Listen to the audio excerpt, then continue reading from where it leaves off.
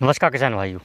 जब भी आप कोई भी फसल लगाते हैं तो उसमें बीमारियों और कीटों का अटैक तो होता ही है, क्योंकि जलवायु परिवर्तन इतनी तेज़ी से हो रहा है हमारे यहाँ पर कि चाहे कोई भी मौसम हो। पहले क्या होता था, सर्दियों का समय है तो सर्दियाँ ही सबसे ज़्यादा होती थी और बरसात का समय है तो बरसात ही होती थी। तो इसलिए जब भी हम कोई भी फसल लगाते थे तो उसमें बीमारियों का अटैक बहुत ही कम देखने को मिलता था। लेकिन मौसम में बार बार परिवर्तन होने के कारण बीमारियों का अटैक भी ज़्यादा होने लगा है सभी फसलों पर। तो यदि आपने लहसुन की खेती की है और लहसुन की खेती में आपके किसी भी रोग का अटैक है तो यह वीडियो आपको पूरा देखना चाहिए, क्योंकि हम इस वीडियो में बात करने वाले हैं लहसुन की खेती में लगने वाले कुछ रोग और कीटों के बारे में, और उनका कंट्रोल हम कैसे कर सकते हैं उसके बारे में। तो किसान भाइयों, वीडियो में बने रहें और वीडियो को पूरा देखें और जानते हैं कि लहसुन में कौन कौन से रोग लगते हैं, कौन कौन से कीट, और किस प्रकार से हम उनका कंट्रोल कर सकते हैं। तो नमस्कार किसान भाइयों, स्वागत है हर बार की तरह इस चैनल पर। सबसे पहले जानते हैं कि जो भी लहसुन की फसल में रोग लगते हैं वही रोग प्याज की फसल में लगते हैं। इस बात को आपको ज़रूर जानना चाहिए, क्योंकि दोनों फसलें की जो समानता है एक जैसी होती है, एक जैसा कंद होता है, एक जैसी पत्तियाँ होती हैं और एक ही परिवार के दोनों पौधे हैं। तो लहसुन में जो रोग लगेगा वही प्याज में लग सकता है और प्याज में जो रोग लगेगा वह लहसुन में लग सकता है। तो सबसे पहले जानते हैं कि लहसुन में लगने वाले कौन कौन से कीट हैं, क्योंकि सबसे पहले कीटों का अटैक होता है फसल पर, वो कीटों का अटैक होता है, उसके बाद में रोगों का अटैक होता है। क्योंकि कीट फसल की पत्तियों में, तने में जख्म बना देते हैं, वहीं से फंगस और वायरस का अटैक स्टार्ट हो जाता है।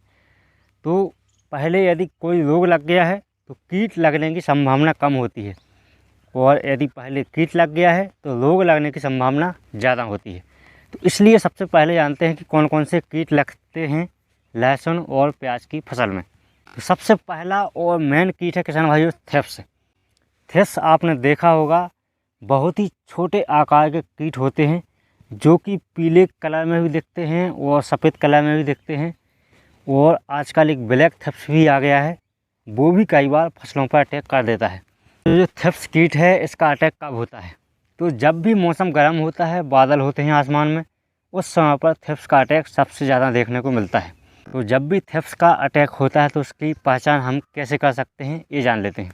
थ्रिप्स कीट है, इसकी पहचान करने के लिए आपको पत्तियों के पास में जाना पड़ेगा, अपने खेत के पास में जाना पड़ेगा, वहाँ तने के पास में पत्तियों को देखना पड़ेगा। थ्रिप्स क्या करता है कि तने के पास से जहाँ से पत्तियाँ निकलती हैं वहीं पर रस चूसता है, तो पत्तियाँ ऊपर से सूखती हुई, तो जो पत्तियाँ हैं पहले पीली पड़ती हैं, उसके बाद में ऊपरी हिस्सा सूख जाता है और पत्तियाँ नीचे लटक जाती हैं। इस प्रकार से आप पत्तियों के पास में देखेंगे तो छोटे छोटे कीट आपको दिखेंगे, वही थ्रिप्स कहलाते हैं। आप जानते हैं कि हमारी फसल में यदि थ्रिप्स का अटैक हो गया तो हम उसको कंट्रोल कैसे कर सकते हैं। तो सबसे पहले तो आप जैविक तरीके से कंट्रोल कर सकते हैं। जैविक तरीके से कुछ दवाइयाँ हैं, जैसे नीम ऑयल है, फिश ऑयल है, तो इस प्रकार की दवाइयाँ आप डालोगे तो कुछ हद तक कंट्रोल हो सकता है। लेकिन यदि आप नीम ऑयल का स्प्रे पहले से करते हैं तो थ्रिप्स का अटैक आपकी पत्तियों पर होगा ही नहीं। तो इस प्रकार से आप पहले यदि स्प्रे करते हैं कीट आने के पहले, तो आप उसको कंट्रोल कर सकते हैं।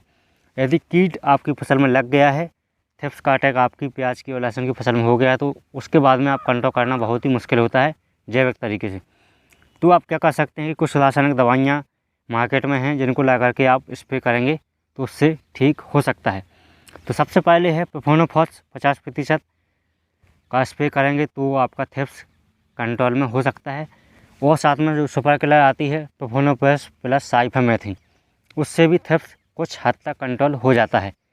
इसके बाद में आप डेलीगेट जो कीटनाशक आता है उसके लिए डालेंगे तो उससे भी थ्रिप्स कंट्रोल हो जाता है।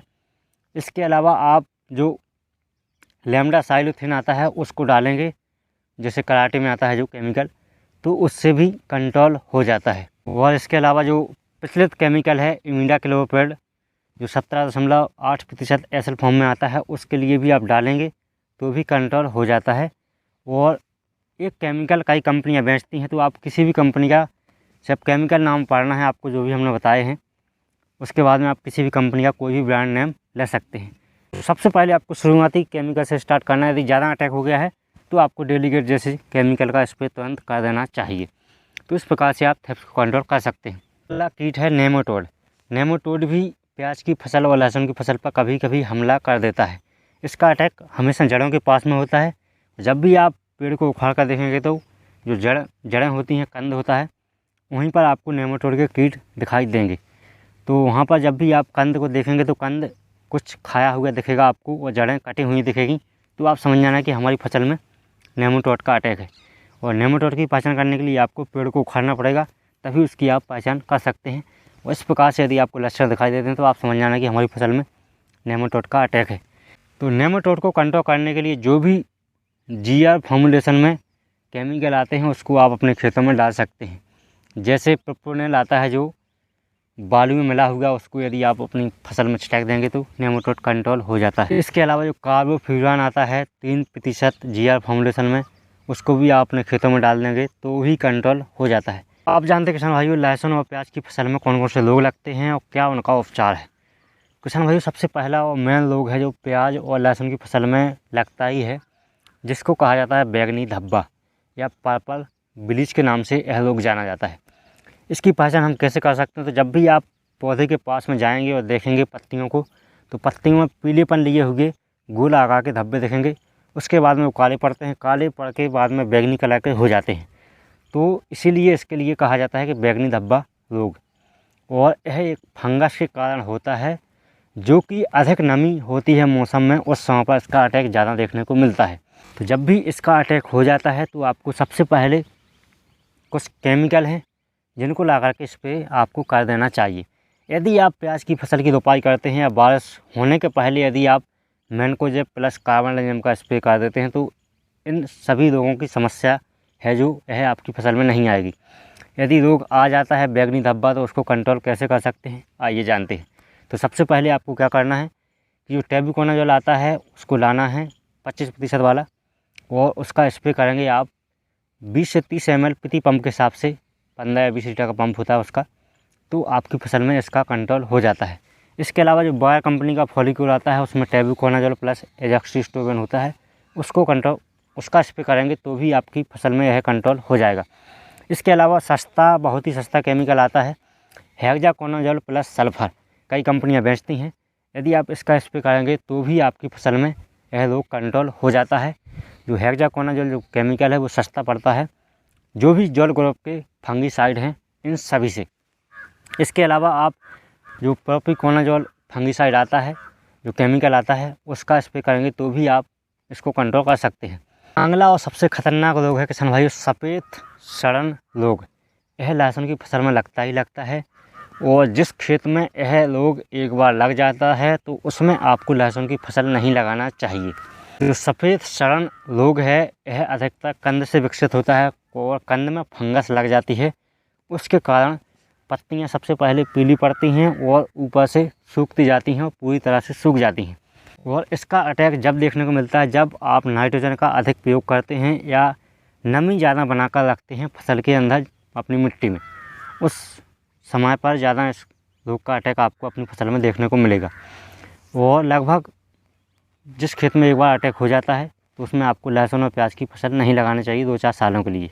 जानते हैं इसको हम कंट्रोल कैसे कर सकते हैं। जब भी आपकी फसल में सफ़ेद सड़न रोग लग जाता है तो उसको कंट्रोल करने के लिए आपको मैनकोजेब 75% वाला जो फंगीसाइड आता है उसका आपको ऐसा स्प्रे करना है कि अच्छा पत्तियों से गिरकर नीचे पेड़ के पास में पहुंच जाए, तो उससे यह रोग कंट्रोल हो सकता है। अगला रोग है किसान भाइयों प्याज और लहसुन की फसल में लगने वाला स्टेम फाइलियम ब्लाइट। यह पत्तियों का ब्लाइट भी कहलाता है। यह समस्या फफूंद के कारण होती है, फंगस लगने के कारण होती है और पत्तियां का आधा हिस्सा गलकर टूट जाता है। जब भी आप इस प्रकार से पत्तियों पर लक्षण देखेंगे तो समझ जाना कि हमारी फसल में ब्लाइट का अटैक हो गया है। तो जब भी आपकी फसल में ब्लाइट का अटैक हो जाता है तो आपके लिए वही मैनकोजेब 75% का स्प्रे करना है, उससे आप कंट्रोल कर सकते हैं। इसके अलावा हेक्साकोनाजोल का भी स्प्रे आप कर सकते हैं, जो हेक्साकोनाजोल प्लस सल्फर आता है उससे भी कुछ हद तक कंट्रोल आपको मिल सकता है। लेकिन मैनकोजेब 75% स्प्रे करेंगे तो आपको इससे कंट्रोल हो जाएगा। आप जानते किसान भाइयों कि क्या करें कि हमारी फसल में रोग आए ही ना। मतलब यदि आप पहले से कुछ दवाइयों का स्प्रे करते रहेंगे तो आपकी फसल में कोई भी रोग नहीं लगेगा, और जब रोग नहीं लगेगा तो आपका खर्चा भी बहुत ही कम होगा। एक बार आपको लैम्डासाइलोथेन प्लस सल्फर और एक बार आपको कार्बन प्लस मैनकोजेब और साथ में डाइथाइलमेथिन प्लस प्रोफेनोफॉस। इस प्रकार से दोनों केमिकल का आप स्प्रे करते रहेंगे तो आपकी फसल में कोई बड़ा रोग देखने को नहीं मिलेगा। तो इस प्रकार से आप बहुत ही सिंपल तरीका है, बहुत ही कम खर्चे में आप अपनी फसल को अच्छा उत्पादन ले सकते हैं, अपनी फसल को रोगों और कीटों से बचा सकते हैं। किसान भाई वीडियो कैसा लगा? वीडियो अच्छा लगा तो वीडियो को लाइक कर दें, चैनल के लिए सब्सक्राइब कर लें। मिलते हैं अगले वीडियो, तब तक के लिए जय किसान।